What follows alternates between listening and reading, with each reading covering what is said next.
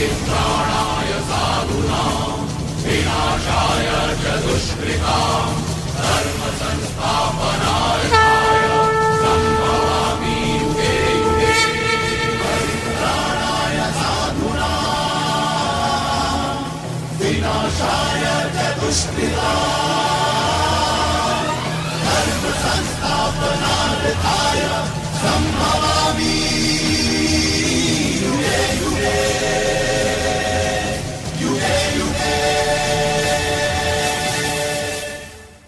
નમો વિતરાય, નમો વૈજ્ઞાન, નમો સિદ્ધાન, નમો આયુર્વેદાન, નમો વજ્રાન, નમો વૈ સર્વસાધન, એસો પંચનમો ખાઓ, સર્વ પાપનાશનમ, મંગલાન સવેસી, પરમં ભય મંગલમ. ઓમ નમો ભગવતે વાસુદેવાય, ઓમ નમઃ શિવાય.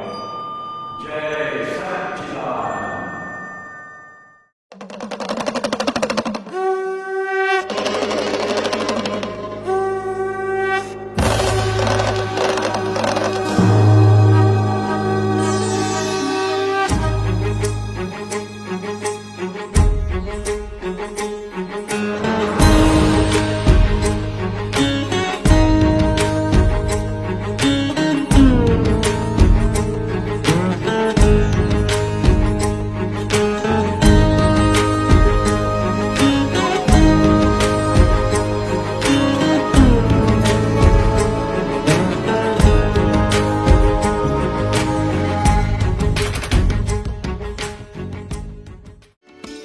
એપિસોડ તૃતીય અર્થાત ત્રીજો રજૂ થયેલો પ્રત્યેક શબ્દ જિંદગીના ઝંઝાવાત સામે ઝઝૂમતી એક અનોખી દાસ્તાન સ્વરૂપ છે.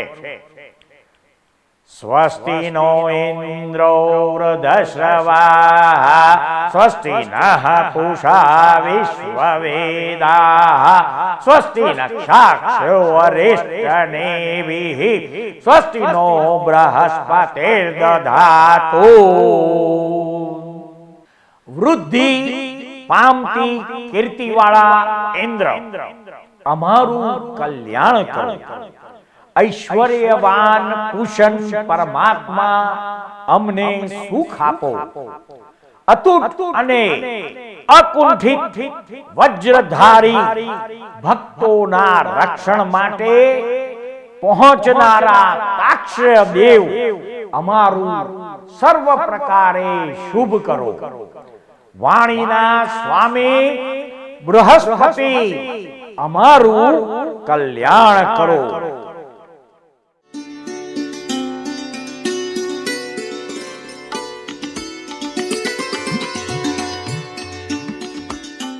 ચૌદમું તપપદ, મન અને શરીરને બાધા પીડા ન થાય તેવું યથાશક્તિ તપ કરનાર, અર્થાત મહાવીર ભગવાનની આજ્ઞા મુજબ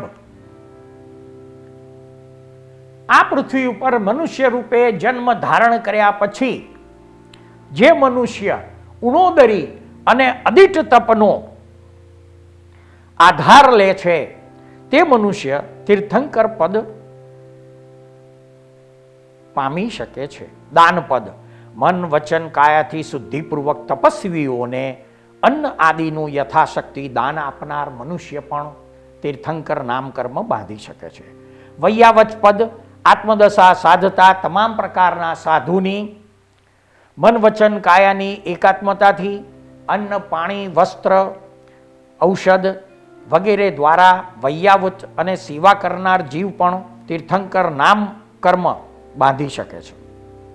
સંયમ પદ 17મું, કસાયોને કંટ્રોલેબલ કરવા, કસાયોને મંદ કરવા, કસાયોને પાતળા કરી દેવા તથા ચતુર્વિધ સંઘના સર્વ વિઘ્નો દૂર કરવાની અને મનને સમાધિમાં સ્થિર રહેવાનો પ્રયત્ન કરનાર સંયમી મનુષ્ય પણ તીર્થંકર નામ કર્મ બાંધી શકે છે. 18મું અભિનવ જ્ઞાન પદ છે. અપૂર્વ એવા સૂત્ર, અર્થ અને તે બંનેનું પ્રયત્નથી ગ્રહણ કરનાર મનુષ્ય પણ તીર્થંકર નામ કર્મ બાંધી શકે છે. શ્રુતપદ શ્રદ્ધાથી, ઉલ્લાસથી અરિહંતની વાણી સાંભળવી તથા અરિહંતનું દેશના જેમાં સમાય છે તેવા આગમો સાંભળવા અને શ્રુત જ્ઞાનની ભક્તિમાં જ પોતાના જીવનનું શ્રેય છે એવું સાચા અર્થમાં સમજનાર વ્યક્તિ પણ શ્રુતપદની આરાધનાથી આ જન્મમાં તીર્થંકર નામ કર્મ બાંધી શકે છે. તીર્થપદ વિદ્યા, નિમિત્ત, કવિતા, વાદ અને ધર્મકથા વગેરેથી શાસનની પ્રભાવના કરનાર જીવ પણ આ જન્મમાં તીર્થંકર નામ કર્મ બાંધી શકે છે. તીર્થંકર બનવા અર્થાત તીર્થંકર નામ કર્મ બાંધવા માટેનો આગમોમાં વર્ણવેલ ત્રીજો ઉપાય દિગંબર મત અનુસાર 16 કારણ ભાવના ભાવવાથી તીર્થંકર નામ કર્મ બંધાય છે. તે 16 કારણ અર્થાત 16 પ્રકારની ભાવના જીવનમાં નિત્ય મન વચન કાયાની એકાત્મતાના ભાવ સહિત ભાવના ભાવનાર વ્યક્તિ આ જન્મમાં તીર્થંકર નામ કર્મ બાંધી શકે છે. તે 16 પ્રકારની ભાવના આ પ્રમાણે છે. પ્રથમ દર્શન વિશુદ્ધિ ભાવના, સમ્યક દર્શનના દોષને ટાળવા અને શ્રદ્ધાને દ્રઢ કરવું. બીજી વિનય સંપન્નતા ભાવના, પૂજ્ય પુરુષો પ્રત્યે વિનયપૂર્વક વ્યવહાર રાખવો અને લોક વ્યવહારમાં પણ વિનયપૂર્વક વર્તન કરવું. 3 શીલવૃત્ત અનતિચાર ભાવના, બ્રહ્મચર્યનું પાલન કરવું, પરસ્ત્રીને માતા કે બહેન સમાન સમજવી. 4 અભિક્ષણ જ્ઞાનોપયોગ ભાવના, પોતાનો ઉપયોગ નિરંતર જ્ઞાનમય રાખવો. 5 સંવેગ ભાવના, સંસારથી ભયભીત રહેવું. તે શક્તિ સત્યાગ ભાવના, યથાશક્તિ મન વચન કાયાથી દાન આપવું. તે શક્તિ સ્તપ ભાવના, યથાશક્તિ ઉપવાસાદી તપ કરવા. તે સાધુ સમાધિ ભાવના, સાધુઓના વિઘ્ન આદિ દૂર કરવા. તે 9 વૈયાવૃત્ય ભાવના, રોગી તથા વૃદ્ધ મુનિઓની સેવા કરવી. તે 10 અર્હત ભક્તિ ભાવના, અરિહંત ભગવાનની સાચા અર્થમાં ભક્તિ કરવી. તે આચાર્ય ભક્તિ ભાવના, દીક્ષા આપવા વાળા આચાર્યોની મન વચન કાયાની એકાત્મ ભાવથી સાચા પ્રકારે સ્વાર્થ વગર સેવા કરવી. તે બહુશ્રુત ભક્તિ ભાવના, ઉપાધ્યાયની સેવા ભક્તિ વૈયાવચ કરવું. તે પ્રવચન ભક્તિ ભાવના, જીનવાણીની ભક્તિ કરવી. તે આવશ્યક પરિહાણી ભાવના, સામાયિક આદિ 6 આવશ્યક ક્રિયાઓમાં અવિનય હાનિ નહીં કરવી. તે અર્થાત આવશ્યક ક્રિયાઓમાં ઉત્સાહ, ઉલ્લાસ, ઉમંગપૂર્વક તે જ આવશ્યક સિવાય અન્ય કોઈ વસ્તુ મને ખપતી નથી એવો ભાવ રાખવો.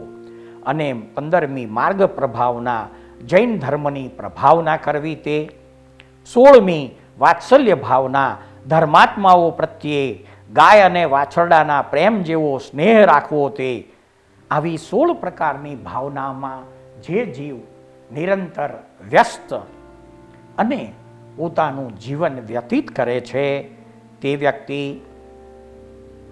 તીર્થંકર નામ કર્મ બાંધી શકે છે. હવે આ તીર્થંકર શબ્દની વ્યાખ્યા સમજ્યા પછી અને તીર્થંકર કેવી રીતે બની શકાય તે માટેના 3 મુખ્ય ઉપાયો, જ્ઞાન, દર્શન અને ચારિત્રની જેમ તીર્થંકર નામ કર્મ બાંધવા માટેના 3 મુખ્ય ઉપાયો આપણે જાણ્યા. હવે તીર્થંકર તરીકે જ્યારે કોઈ જીવ દેવલોકમાંથી ચ્યવન પામીને મનુષ્ય લોકમાં મનુષ્ય રૂપે અવતરે, એ ઘટનાને આપણે જાણવા, સમજવા, સાંભળવા પ્રયત્ન કરીશું.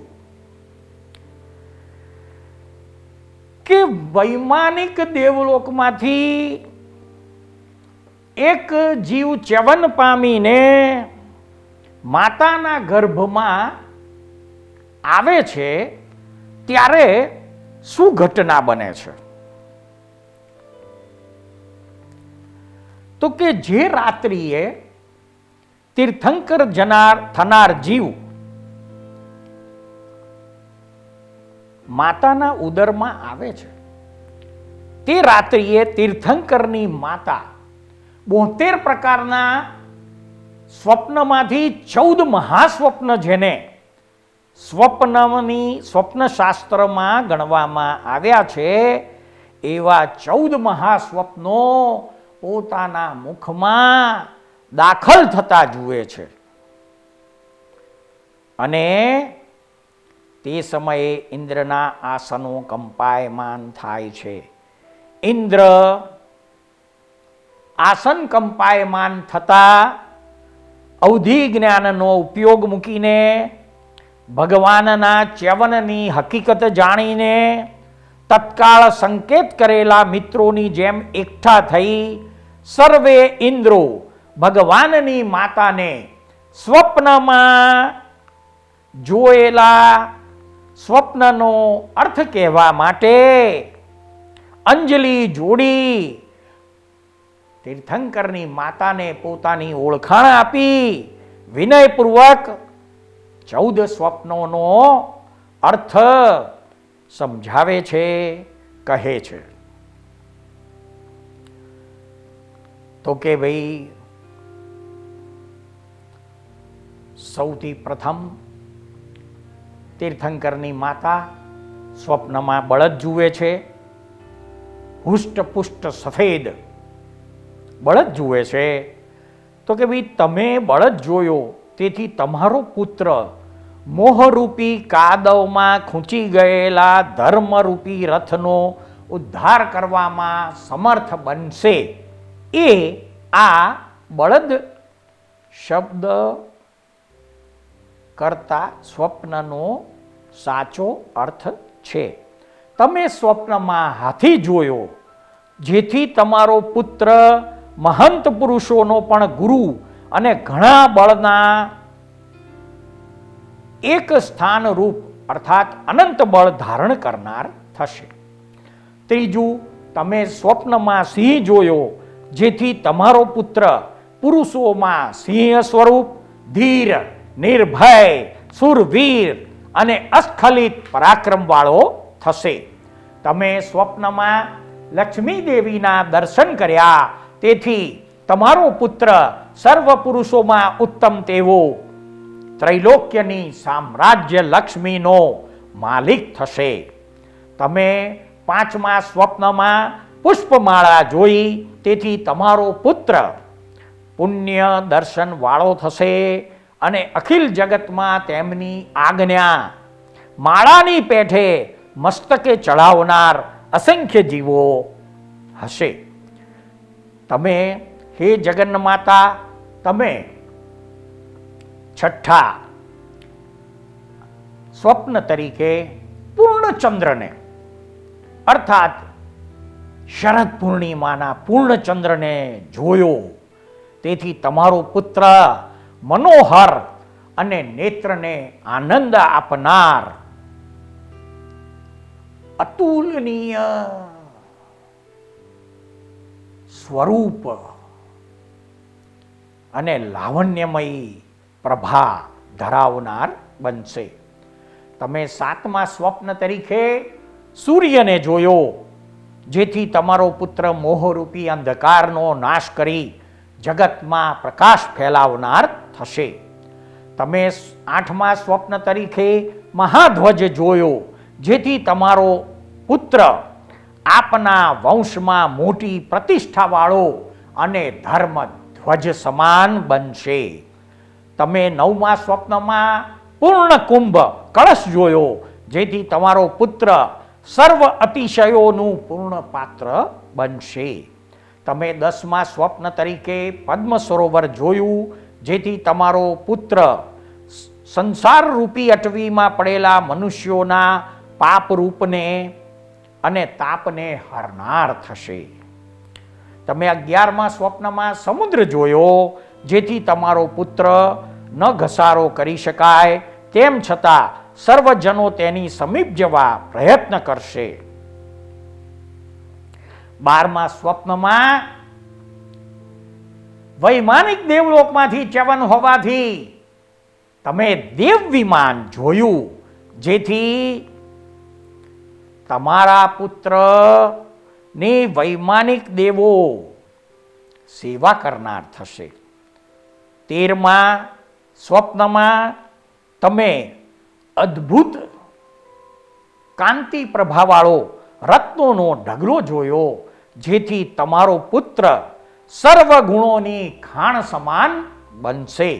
અને 14મા સ્વપ્નમાં તમે પ્રજ્વલિત અગ્નિને જેમ છે તેમ તમારા મુખમાં પ્રવેશ કરતા જોયો. એનો અર્થ તમારો પુત્ર અન્ય તેજસ્વીઓના તેજને દૂર કરનારો થશે.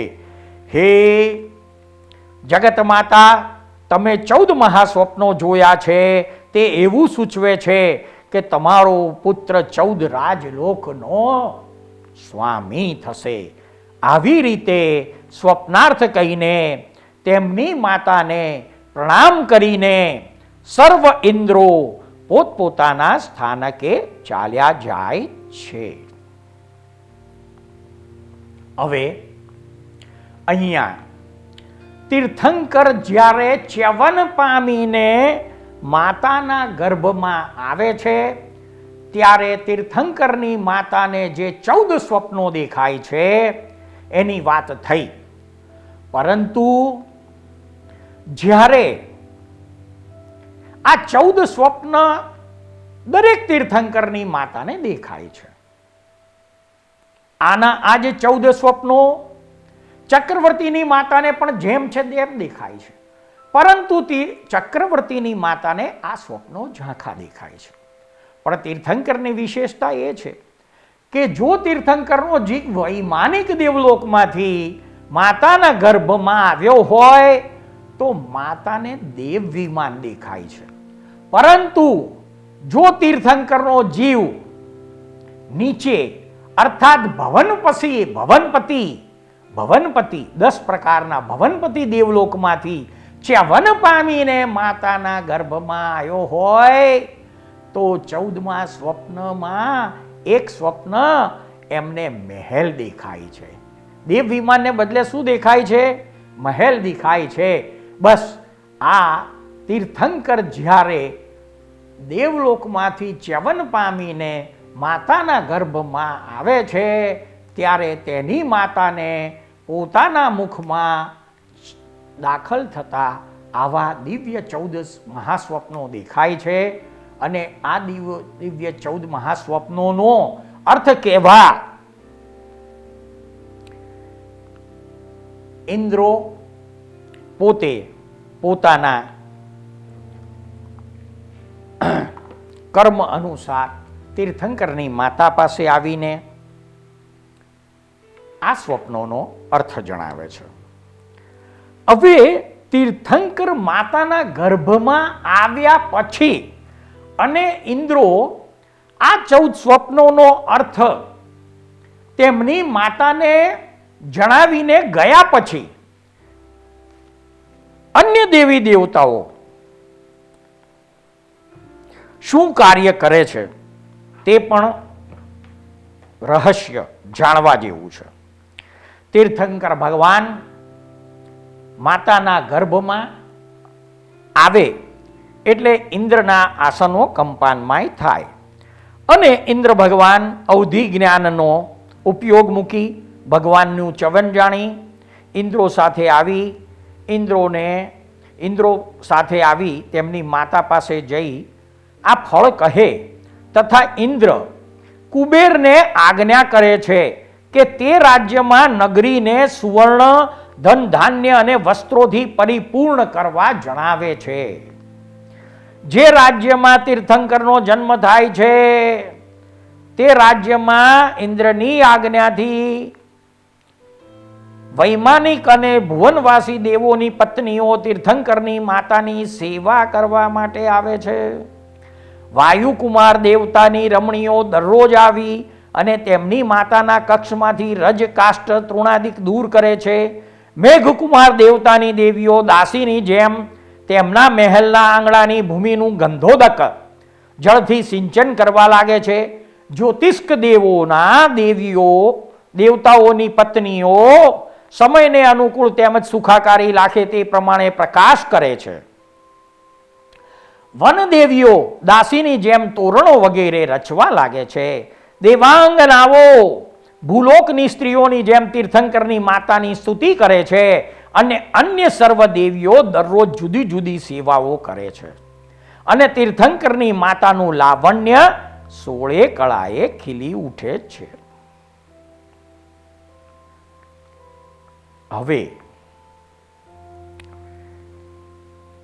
9 મહિના અને 7 દિવસનો સમય પૂરો થતા તીર્થંકરનો જન્મ માતાની કુથે થતા આ પૃથ્વી ઉપર શું ઘટના બને છે અને તે જન્મોત્સવ દેવી દેવતાઓ કેવી રીતે ઉજવે છે તે આપણે સૌ જાણીશું.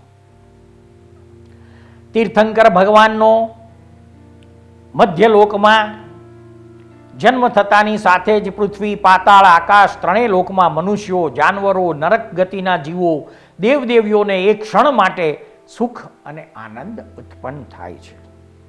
સૌ પ્રથમ 56 દિક્કુમારિકાઓના આસન કંપાયમાન થાય છે અને તેઓ અવધિ જ્ઞાનના ઉપયોગથી તીર્થંકર ભગવાનનો જન્મ થયાનું જાણી અનુક્રમે જન્મ સ્થળે હાજર થાય છે. સૌ પ્રથમ ગજદંતા પર્વતની નીચે રહેનારી અધોલોકમાંથી ભોગંકા ભોગવતી સુભોગા ભોગમાલિની સુવત્સા વત્સમિત્રા પુષ્પમાલા અને અનિંદિતા નામની 8 દિક્કુમારીઓ પોતાના વિમાનમાં પરિવાર સહિત તત્કાળ ત્યાં આવે છે અને વિમાન સહિત 3 પ્રદક્ષિણા કરી જમીનથી 4 આંગળ ઊંચા ઈશાન ખૂણામાં તે વિમાનને સ્થાપિત કરી તેમાંથી ઉતરી ભગવાનના સુતિકા ગૃહ પ્રત્યે આવી તીર્થંકરની માતાને 3 વાર પ્રદક્ષિણા કરી વંદના કરીને કહે છે, હે જગન્માતા, અમે તમને નમસ્કાર કરીએ છીએ. અમે અધોલોકમાં નિવાસ કરનારી 8 દિક્કુમારિકાઓ પવિત્ર એવા તીર્થંકરના જન્મને અવધિ જ્ઞાનથી જાણીને તેમના પ્રભાવથી તેમનો મહિમા કરવાને માટે આવ્યા છીએ. તેથી અમારાથી તમે કિંચિત માત્ર પણ ભય પામશો નહીં. તેઓ પૂર્વ દિશા તરફ મુખવાળું 1000 થાંભલાવાળું સૂતિગરા ગૃહ રચે છે.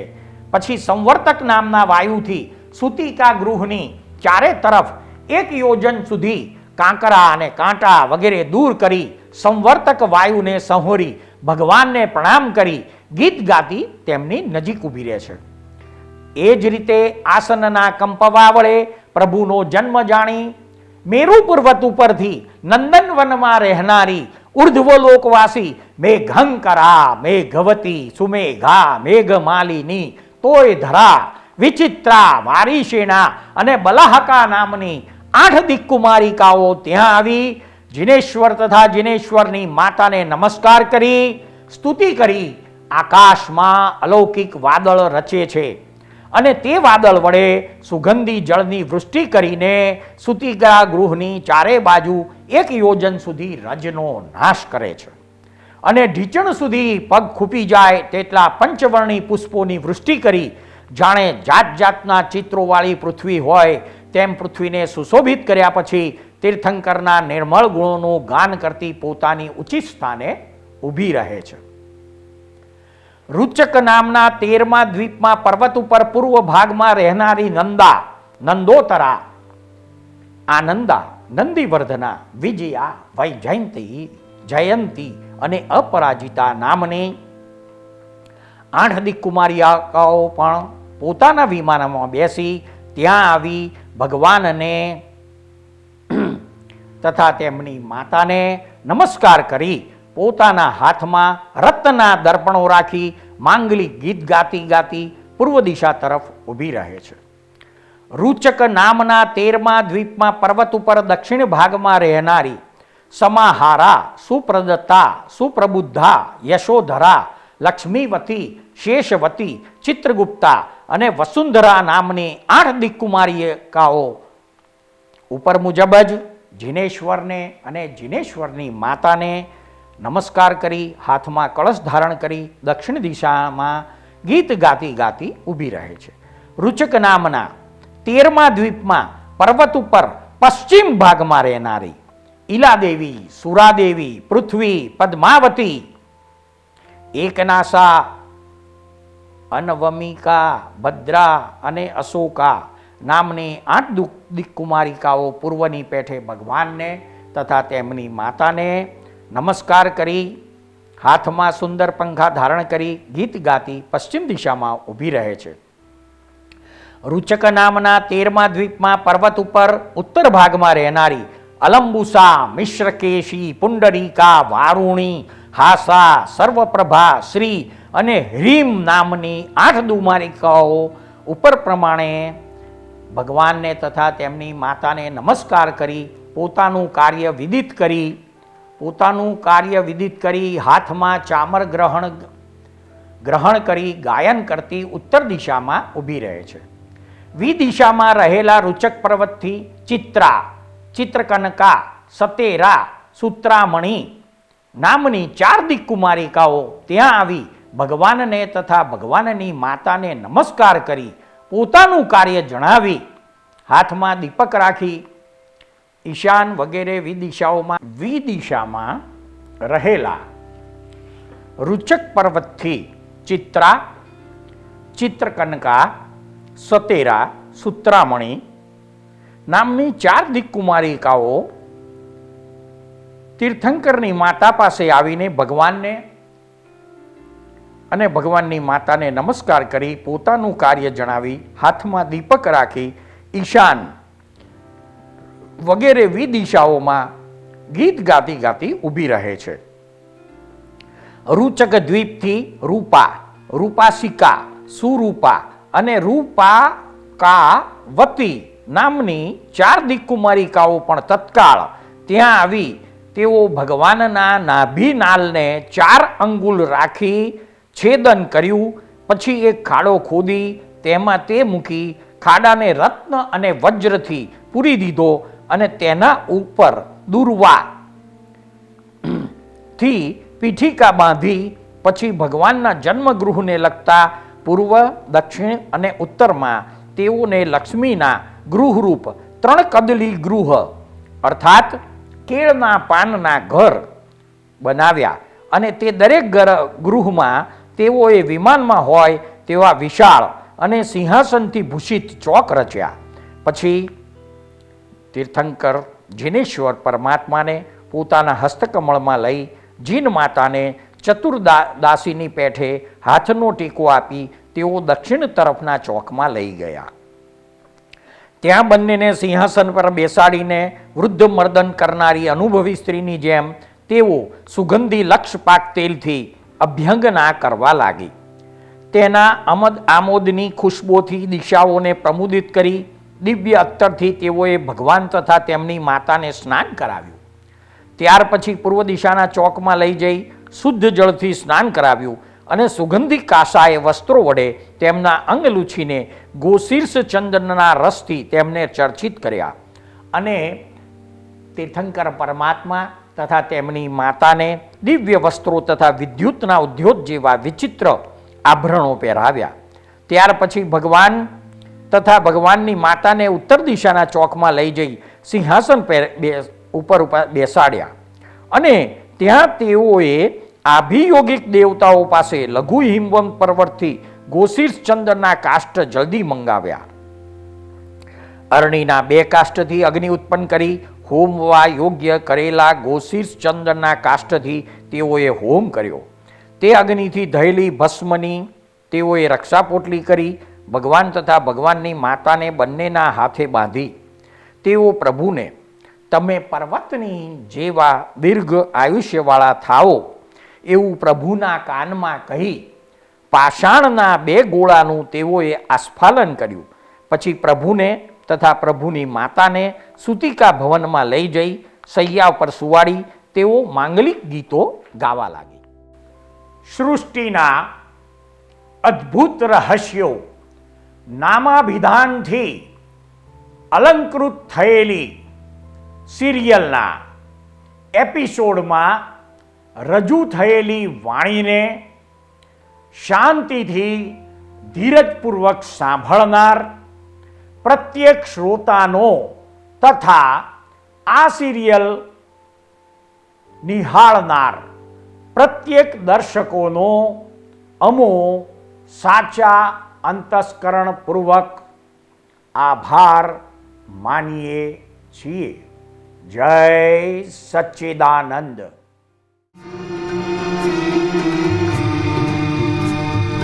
આ દુનિયામાં સર્વે જીવને સુખ ને શાંતિ હુજૂરી.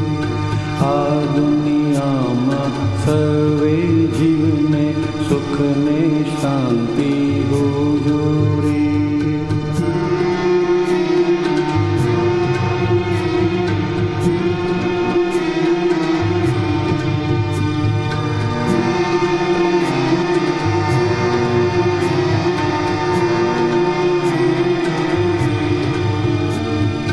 મનથી પણ કોઈ જીવનું બુરો વિચારે ના હોજો રે. મનથી પણ કોઈ જીવનું બુરો વિચારે ના હોજો રે. સામાન્ય ઉપકારક બુદ્ધિ અહિંસક ચિંતવન હોજો રે. સામાન્ય उपकारक बुद्धि अहिंसक चिंतवन होजो रे.